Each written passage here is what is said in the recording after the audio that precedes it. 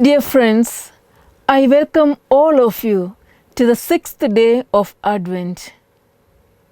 As we are all sure, all the seasons remind us of the God who is at work. Each season comes to us with a unique and unrepeated beauty and truth. Every season, part by part, moment by moment, in its own way, in its own time, tells the glory of the Lord. It keeps revealing the nature of God, reflecting the mind of God. How intimately and passionately our God thinks of us.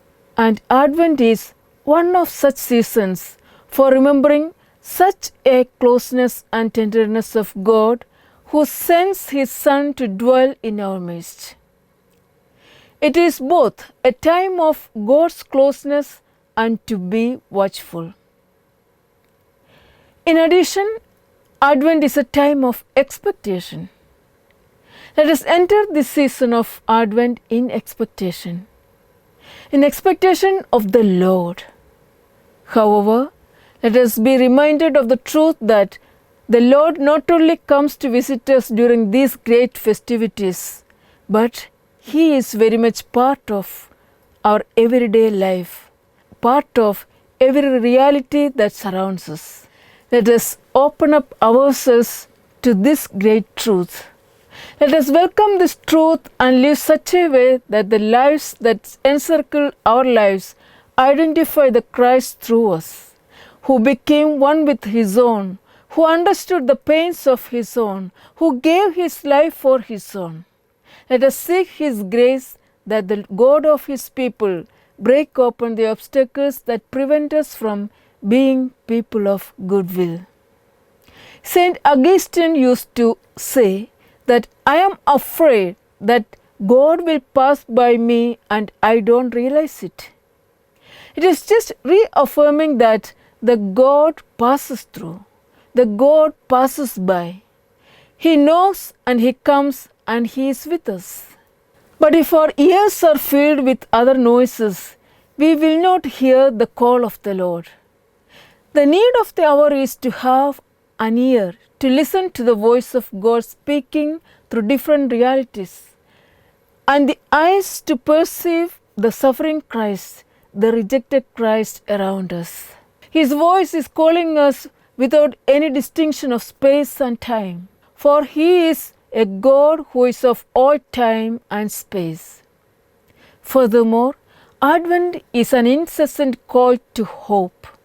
It reminds us that God, who led the Israelites through the desert for 40 years to their promised land, also accompanied them through their struggles. In times of their desperateness and oppositions, God kept their hope alive through prophet Moses, the mediator between God and His people. This very journey of Israelites reveals that we have a God who goes ahead of us, a God who provides us, a God who guards us and breaks open all the barriers and leads us through the desert to the fullness of life. However, the greatest tragedy we encounter is to get absorbed in the worldly aspects that attract us and not to notice God. We miss the presence of God who passes by us. Saint Augustine said, I fear that Jesus will pass by me unnoticed. Drawn by our own interests and distracted by so many vain things, we risk losing the sight of what is essential. That is why today the Lord repeats, to all I say, be watchful. Yes, friends, let us wait in hope for the dawn amid darkness and weariness. Wait for the light of the day. Let us not lose heart with the ups and downs of life. The one who comes will dispel the shadows of darkness. The Lord who died for us on the cross will arise to be our judge. Being watchful in expectation of His coming means not letting ourselves to get drowned by discouragements. It is to live in hope. It is not that we live in hope, but each of us becomes channels of hope for one another. We shut the shades of mediocrity, indifference, and lukewarmness and replace them with values like faith, hope, and love. It means we make an extra effort to go an extra mile to meet the lonely, the hungry, and be the good news for them. Jesus is coming, and the road to meet him is clearly laid before us. It has to pass through the works of charity, acceptance, compassion, tenderness, and genuine love, friends. The path lies open ahead of us. Let us welcome it.